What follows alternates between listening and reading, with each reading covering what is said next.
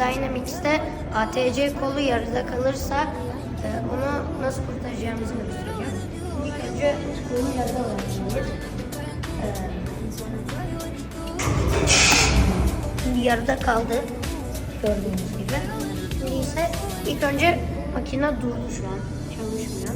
Şimdi buradan bunu tekrar açmalıyız.